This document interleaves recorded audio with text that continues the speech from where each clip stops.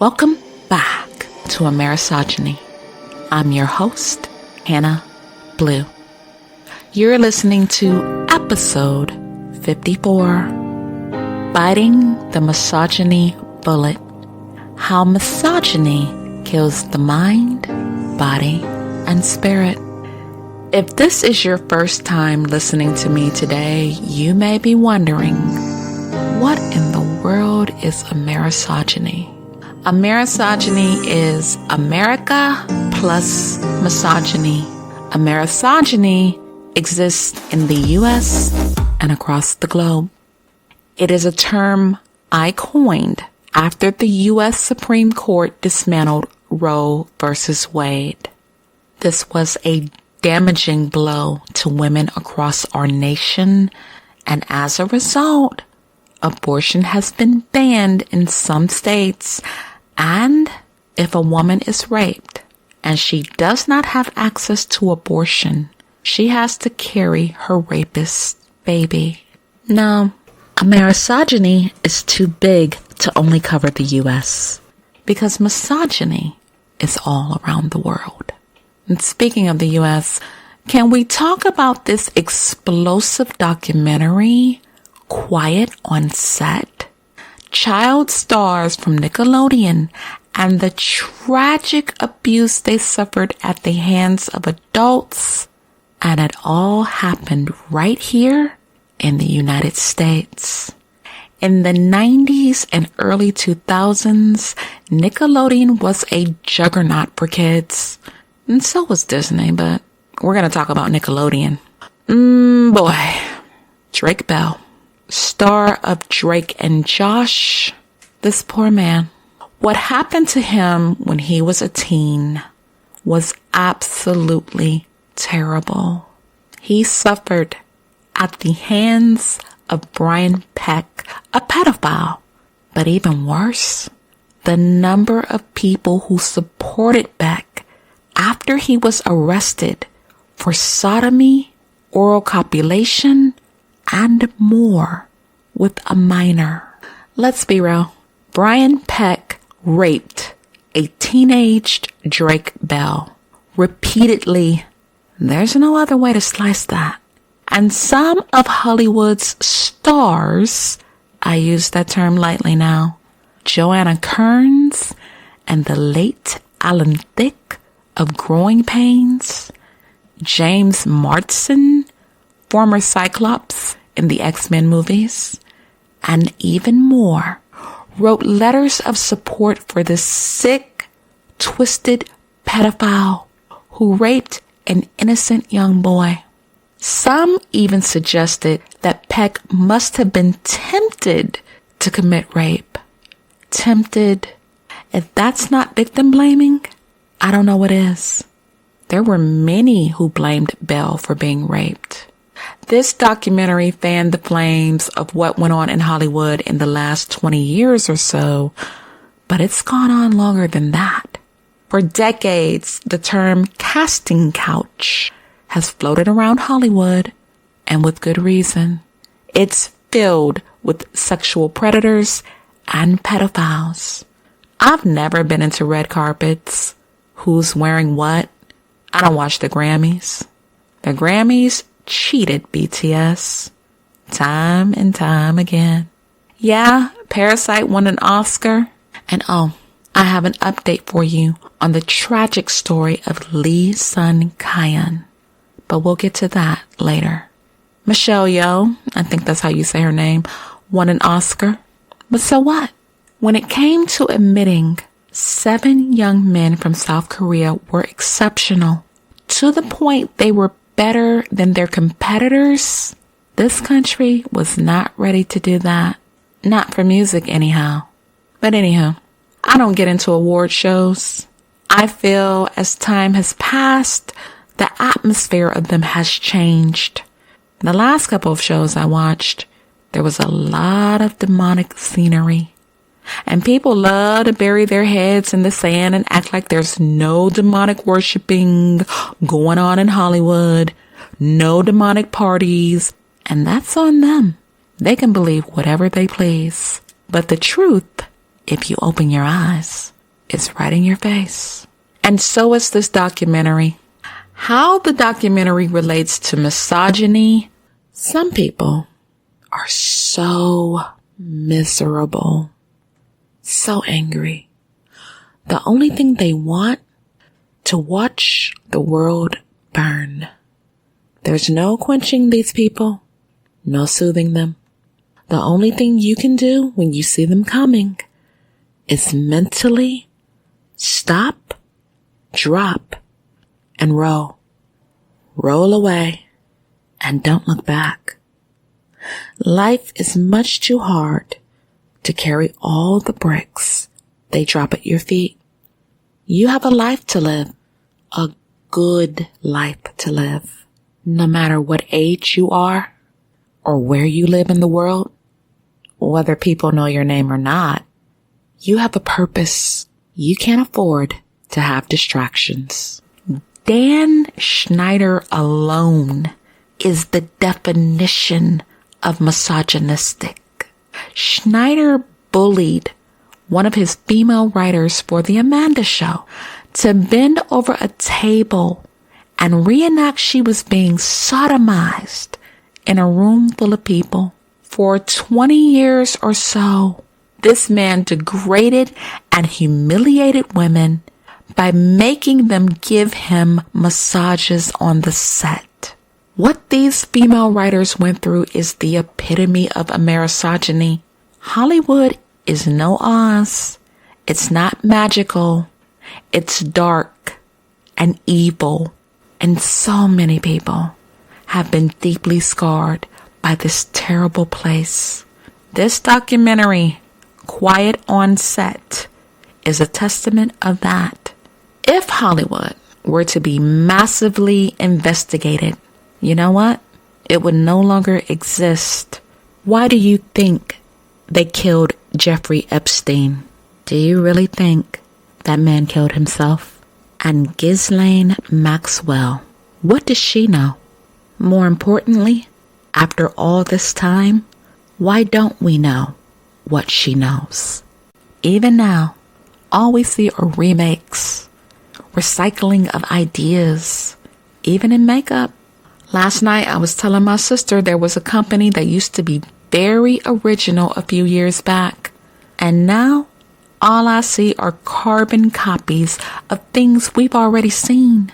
And the makeup has a darker feel now. It used to be light and fun. Now it's all about darkness, dark colors, blood red, black, in the packaging and the makeup. Absolutely no creativity at all.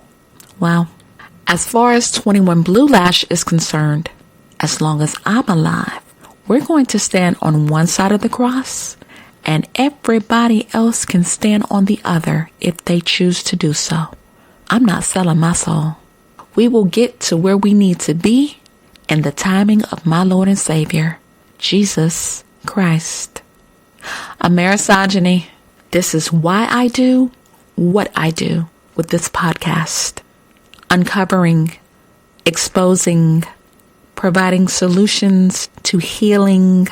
That's what 21 Blue Lash is all about. Amerisogyny is an extension of 21 Blue Lash. So that's my little introduction into episode 54. And today we're uncovering the true meaning of misogyny and how it kills the mind, the body, and the spirit. Now, some may argue that men can be the victims of misogyny as well.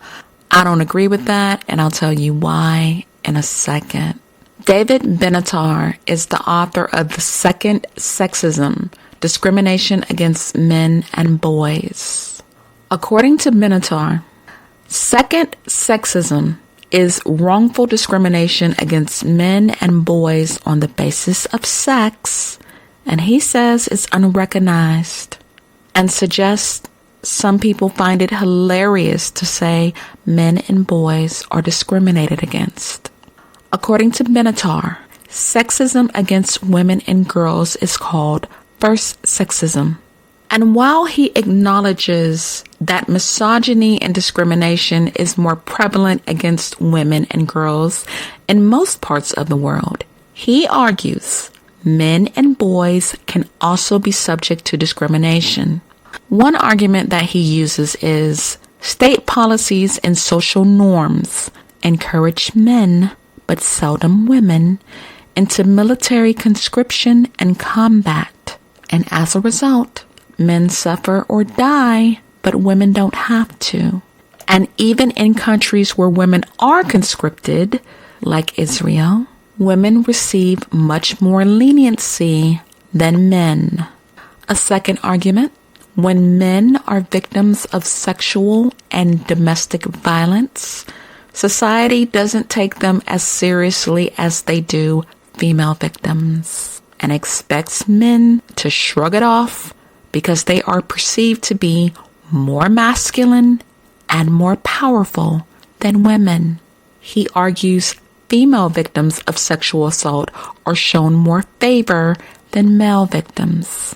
A third argument is, in Western countries, boys face discrimination in the educational system.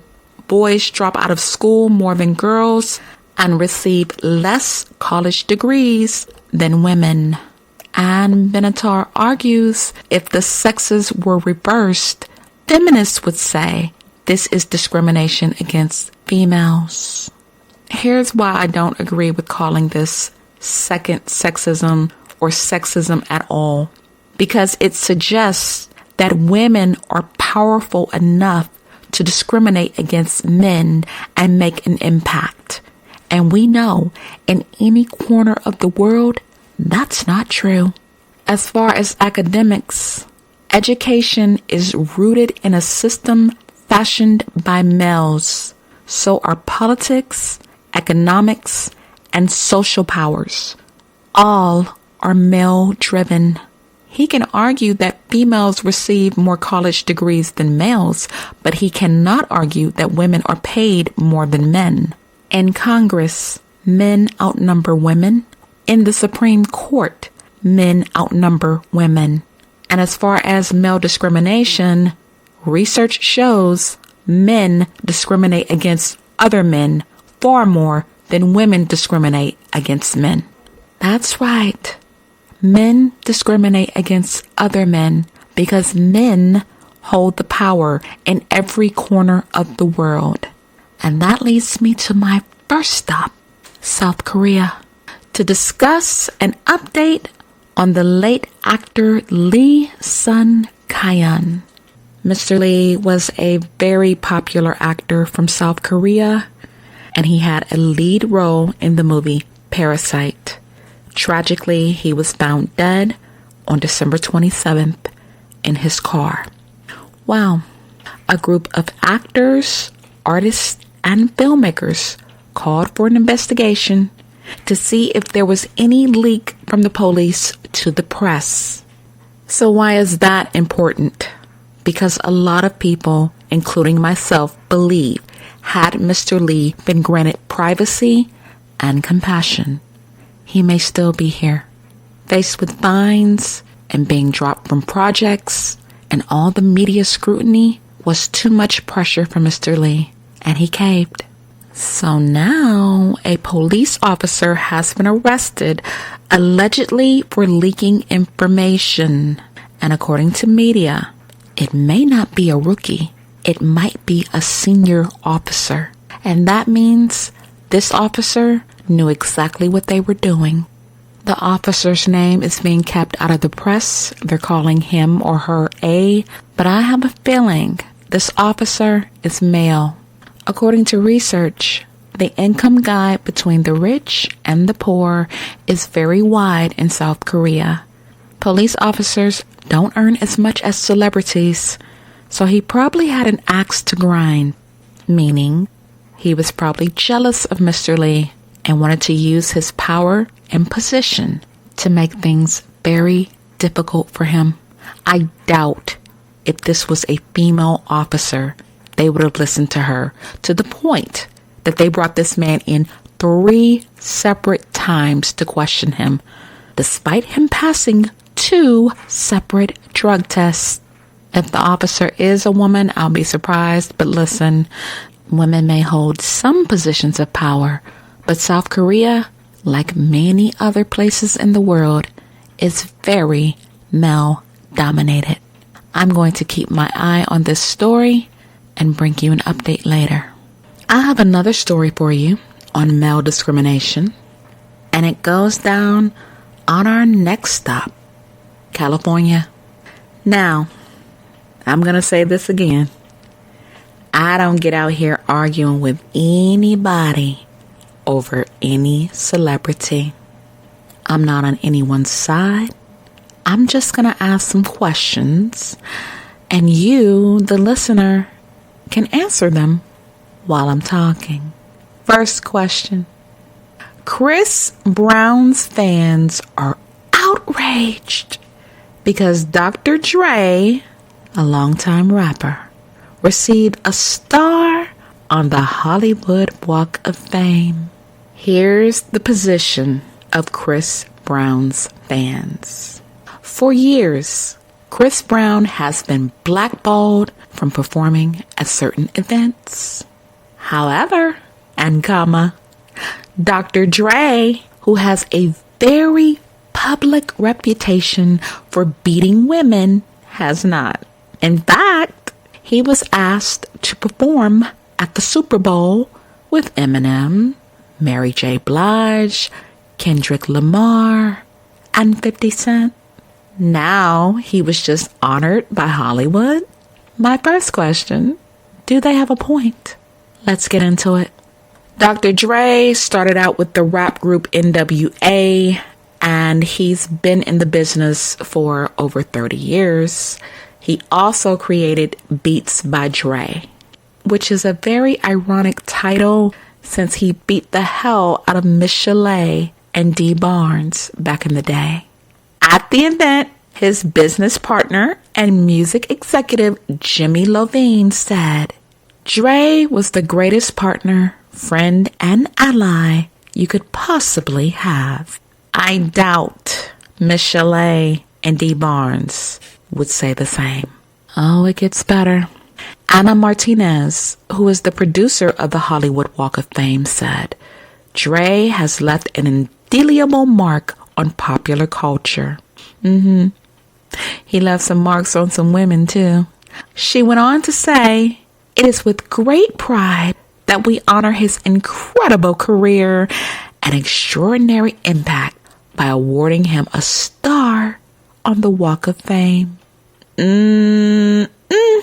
Well, singer Miss Chalet has been public about Drake's abusive tendencies for years. She had a son by Dre. His name is Marcel Young. And during the late 80s and early 90s, she dated Dre for 6 years. In 2015, she told The Breakfast Club Dre broke her nose, gave her black eyes, and cracked 5 of her ribs. And you know what she got for it? Ridiculed. People called her a liar. People laughed at her. Yeah, that happened. Look it up. Someone posted on X, formerly known as Twitter, Miss Chalet been dragged through the entire mud. She told her story multiple times. Dr. Dre still haven't apologized for beating her. It's been over 30 plus years, and the music industry still overlook he's a woman beater behind closed doors. In 2016, Miss Chalet said, "The beatings were so normal to me. The abuse was just routine. I didn't wake up the next day and say, 'Dre, why did you hit me?' We never talked about it the next day." According to Miss Chalet, he had short periods of showing remorse, but that was nothing because he still continued to beat her. And according to Miss Chalet, Dre has never apologized for violating her. Let's talk about a time before some of you were born, 1991. At a party in Hollywood, Dre beat up a woman, a veteran journalist named Dee Barnes. And why did he put his hands on Dee Barnes? He was enraged by an episode of Pump It Up. Pump It Up aired interviews of him and Ice Cube. Longtime fans of hip-hop know that back in the day, he and Ice Cube were beefing, meaning they weren't getting along. Well, Dre confronted her, and she said she tried to calm him down by explaining she didn't have a say-so in how the segments were aired. It didn't work. According to Barnes, he picked me up by my hair and my ear and smashed my face and body into the wall. Next thing I know, I'm down on the ground and he's kicking me in the ribs and stomach and stomping on my fingers. Now, she tried to get away from him and hide in a women's bathroom, but according to Barnes, he burst through the door and started bashing me in the back of my head. Now, he got a slap on the wrist for beating Miss Barnes. He got 2 years of probation after pleading no contest for assault and battery charges. Probation. Do you see how black women are disrespected in America? Now, in 2015, he gave some lame excuse to the New York Times, saying he was a young man who was in over his head with no structure and drinking too much. He did admit that none of that was an excuse for what he did, and I noticed he didn't mention Miss Chalet or Miss Barnes in this interview. He did say, "I'm doing everything I can so I never resemble that man again. I apologize to the women I've hurt. I deeply regret what I did, and I know that it has forever impacted all of our lives." He's a damn lie, because it hasn't impacted anything he's done. He's been able to perform and make money off of his creation, Beats by Dre. I don't see where he's suffered at all. At least not in the legal system, but he's had a series of strokes and a brain aneurysm. He gets no sympathy from me for that, because sometimes karma is punctual. In 2023, Miss Barnes' interview was posted on X, and then it was shared to Instagram, and someone commented, "This was so long ago. Why is this still relevant?" Do you see why I can't stand social media? I never knew violence against women had an expiration date. Some people need to stay off social media and stay in therapy. Now, when Dre said he never wanted to resemble that man again, we knew he was lying. And it came out. Nicole Young, whom he was married to for years, divorced him in 2021, saying he was abusive to her and held a gun to her head on 2 separate occasions. Well, after they divorced, she received $100 million. And even after all of that, he's been able to go on and do exactly what he's wanted to do with very little damage to his reputation. In 2023, the Recording Academy named an award in his honor, the Global Impact Award, and presented it to him. For his Super Bowl performance in 2022, he won an Emmy. Well, this has Chris Brown's fans simmering. One of them tweeted Chris Brown on X. I still say tweeted because it's just easier for me. And she asked, "When are you performing at the Super Bowl? We need you at the next one." Chris Brown answered, "Never, shorty. American media ain't for me. Rather be where I'm welcomed." And another retweeted it and said, "They won't let Chris Brown perform at the Super Bowl." Shaking my head. Here's my second question. Who chooses who performs at the Super Bowl? Let's move on. Dr. Dre likes to present himself as a man who is remorseful for beating women, and he throws his money around to show it. In 2013, he and his business partner founded the Andre Young, that is Dr. Dre's legal name, the Andre Young Academy for Arts, Technology, and Business of Innovation. And this is on the campus of the University of Southern California. And they gave $70 million. The fans of Chris Brown say, "We don't care. Another posted on Twitter. Like I said, I'm just going to call it Twitter because this X and Twitter and please. Anyway, another person posted, Dr. Dre really beat up Dee Barnes and other women, and everyone seemed to forget that. But Chris Brown will forever be reminded of what he did and lose opportunities because of it. Another posted, this N-word Dr. Dre done whooped multiple women. Even Chris Brown has said he's still paying for what he did to Rihanna back in 2009. Keely of the former group 3LW pissed off Chris Brown, and he made a series of tweets, one of them saying, if y'all still hate me for a mistake I made as a 17-year-old, please kiss my whole entire ass. When the story came out years later, it was found that both Rihanna and Chris Brown hit each other, but she got the worst of it. Yeah, because he's a man. My opinion, in a physical fight, a woman cannot beat a man unless he allows her to. Brown was sentenced to 5 years of probation and 1,400 hours of community service and was convicted for felony assault. He did issue an apology afterwards. He said, what I did was inexcusable.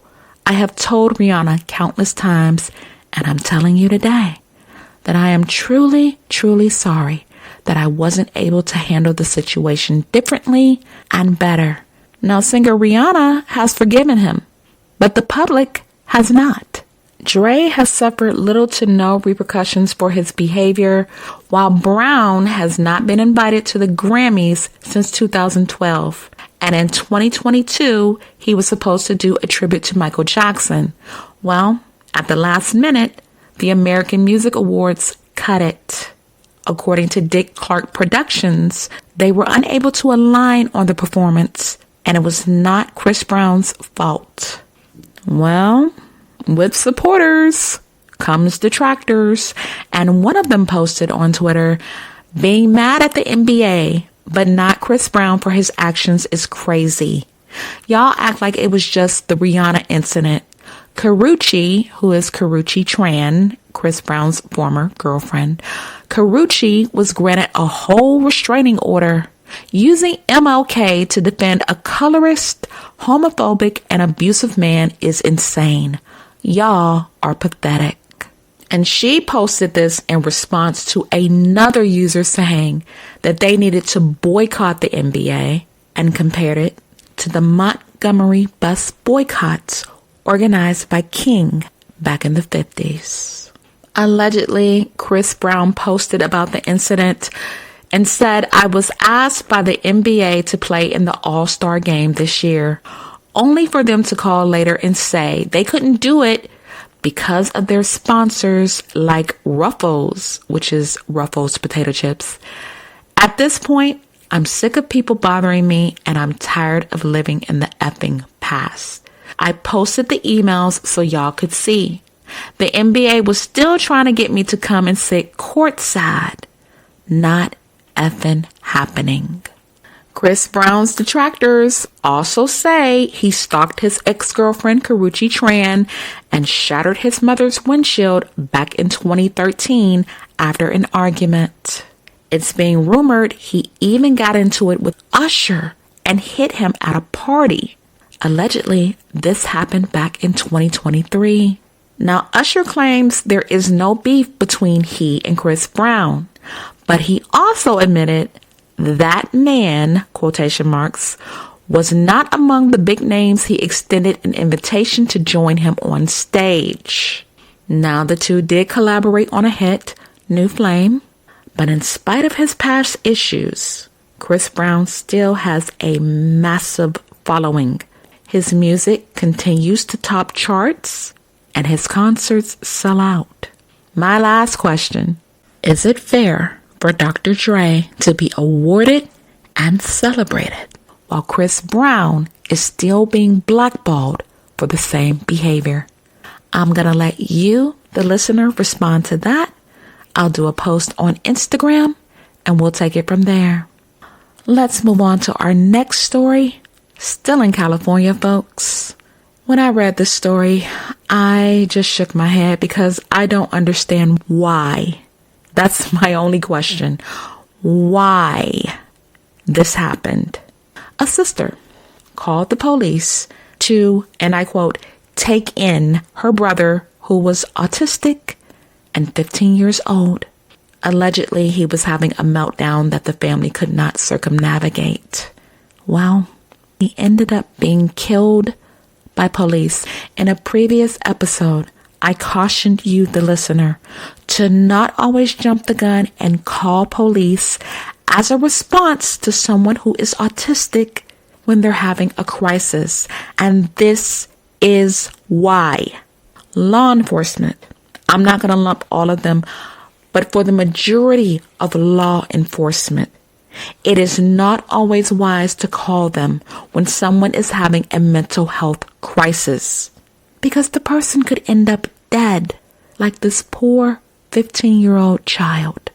Ryan Gaynor was shot and killed by police on March 9th. This happened in San Bernardino County. The teen became upset. He was having an argument with his parents over chores. Gaynor's sister called 911 and told the dispatcher that her brother broke a window, assaulted a family member, and said officers needed to take him in. I guess she felt comfortable calling police because they had been called before. And the family, which I don't know how they thought this, but they thought that they had some kind of rapport with the police because police had been called to their home several times for de-escalation. A rapport with the Black family and police. Those words do not go together in a sentence. I'm sorry.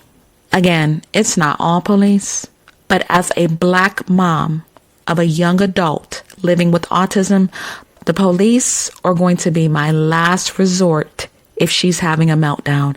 I will de-escalate the situation myself. Here's my opinion. Law enforcement should not be called when people are having a mental health crisis. And the data proves why, you guys. Cameron Linden, a 13-year-old boy with autism, was shot by Salt Lake City police. 52-year-old Patrick Warren Sr. was a pastor who was shot and killed by police after experiencing a mental health crisis. When Black and brown people have mental health crises, the odds of them being killed is much higher than if a white person was having a mental health crisis. That's the truth. The police were called to this young man's house all this time. How could they not know that they were dealing with someone who was autistic and in crisis? And now a young man is dead. Now the family got a lawyer, but they need to take accountability as well. The incident was caught on a dash cam. And one of the officers told Gaynor, hey, get back. You're going to get shot, not tased. They drew their weapons instead of a taser. 3 shots were fired and Gaynor died. One family member asked, why'd you shoot my baby? My question is, why did you call the police? You may feel I'm being hard on this family, but hey, this is my opinion. You don't call the cops to de-escalate a situation. Call a hospital. Call social workers. Anybody but the police, because if they had called a hospital, maybe Ryan would still be alive. According to the sheriff, Shannon Dykes, police had taken Ryan for mental health treatment before. So it's not as if this boy didn't have a documented history of being in a mental health crisis. My prayers are extended for Ryan Gaynor. Yes, a family lost a son and a brother, but we as Black and brown people need to understand this could have been avoided. I caution you, listeners, when someone is in crisis, please exhaust all options before you call the police, because you never know. You may think you're trying to help your family member, but they may end up dead. And certainly this is a case of male discrimination. This was a young man with autism who was viewed as a threat. And here's what's heartbreaking to me.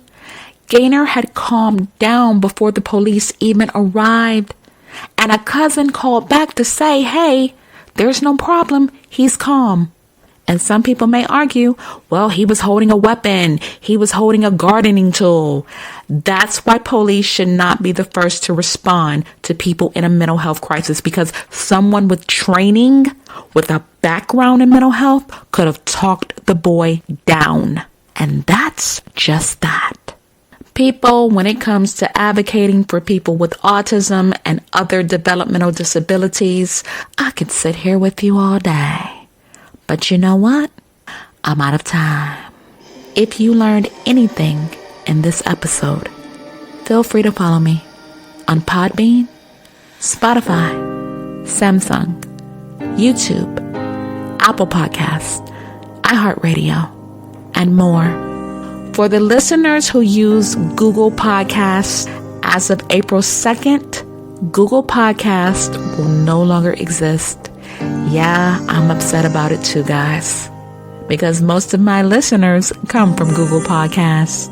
So let me tell you very quickly how you can continue listening to me on the Amerisogyny podcast.